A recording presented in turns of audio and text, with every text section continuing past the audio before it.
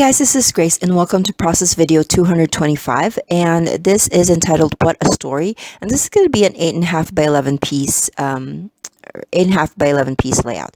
Now I usually do 12 by 12, but I started this a long time ago, where if it's a layout about me, I do an 8.5 by 11, just because I thought that that would be the perfect size to make my pages, especially the pages from my childhood, because I don't have a lot of pictures from those time periods. So I just started off with 8.5 by 11.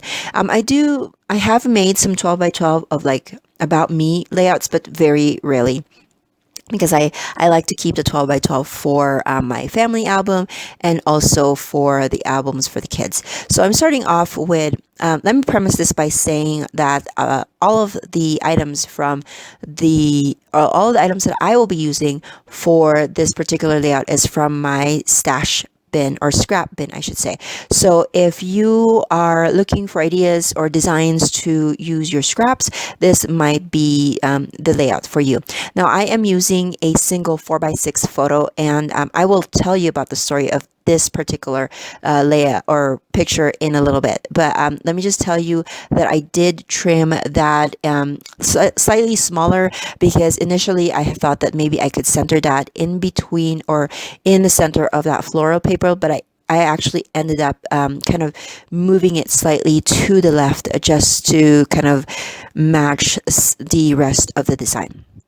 Okay, so I'm just layering up a bunch of pieces here, and it's pretty self-explanatory. So let me read to you my journaling here, because it's a kind of a lot, and it will explain the photo that I have here.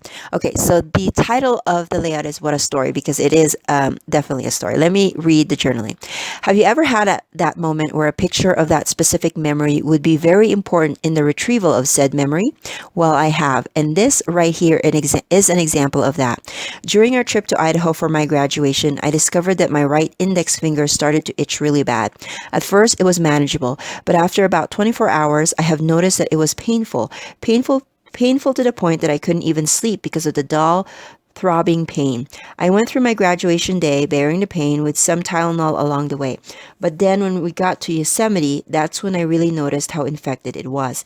You can see in the picture that my right index finger was twice the size of my left finger. We couldn't figure out what caused the pain and the swelling. The only thing we can think of that caused it was a spider bite. Unfortunately, I couldn't quite see a bite on my finger, so I'm not 100% sure that that's the cause. Nevertheless, I decided to take a picture of it and then document it now, because it was one of those crazy times in my life where something so small and even undetected can cause a lot of pain and physical discomfort. Thankfully, the swelling subsided and things went back to normal even before we came back from our Idaho trip. How much of this story can be related to life? Sometimes we can make decisions, even if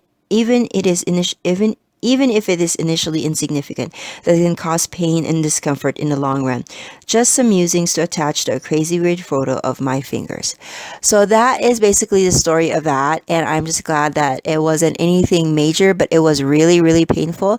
And I don't know about you, but sometimes I try to match my journaling to kind of like life stories, because I do a lot of, like, the what, when, and where type of journaling, but once in a while I do like to kind of add the kind of a more, I don't know, a deeper journaling. And I feel like when we connect a story and kind of add kind of life lessons to that, I think that would add some variation to our journaling, and also kind of leave a little bit of different way of telling our story to our posterity. So maybe that's something that you might want to consider, especially if you are a type of scrapbooker that does just a lot of the who, what, when, where, and why type of journaling, that maybe you can reflect a little bit on your pictures or on your story, and then add a little bit of deeper meaning to it, or maybe find a way where you can combine that with just life musings or life stories. So yeah, let me know if you like that kind of journaling, or if you do that kind of journaling. Leave leave your comments in the comment section below. Okay, let's go back to the layout. So I did add some scallop on the left and right edge of it. I'm trying to use a few more of my border stickers, border punches, because it seems like I kind of gravitate to one or two, and so I decided to pull this one out, and I really love the design of this one, so I'm glad that I pulled it out and kind of used it in the next few layouts. I did use a pattern paper for that, if you saw in the video, and but it was a very subtle black one, so I thought that that would work. And the black just kind of make everything, like, it was bold enough that kind of it leads your eye right in the center of it. It framed the layered pieces that I wanted right smack in the middle.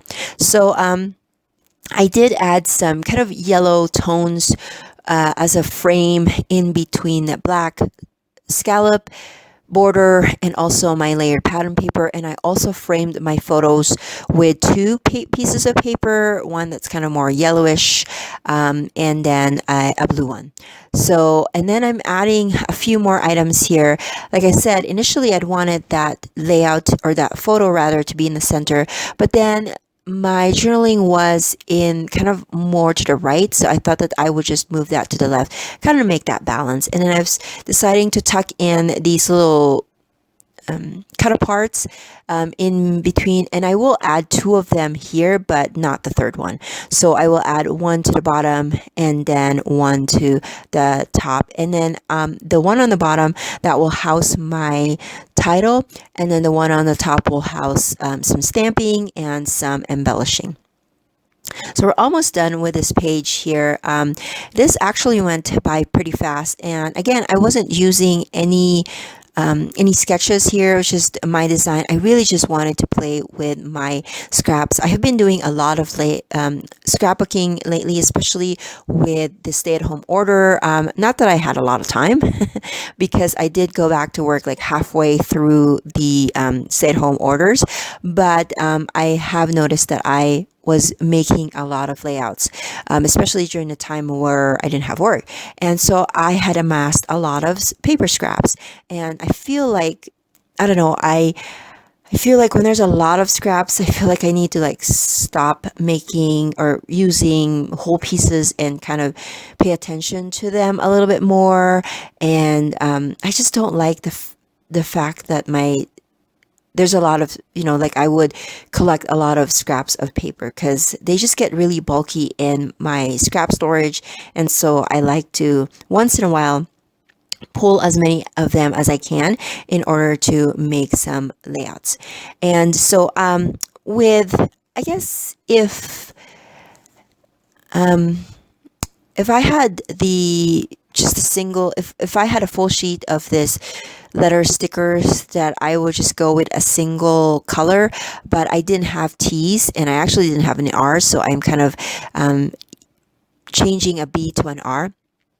I would just use the single color. I guess that will work, but I actually also like the idea of it having different types of colors in there. And for some reason my video kind of ended and it didn't show me stamping. Somehow I guess my camera just died on me, or I think I went through 20 minutes and I didn't even notice it. But anyways, so I did stamp a few phrases. I did stamp a few phrases here, and then I added some die cut pieces and I called it a day. So here are some close-ups, and if you have any questions, make sure that you leave it in the comment section below, and please consider giving it a thumbs up and subscribing, and I will catch you guys in the next video. Bye.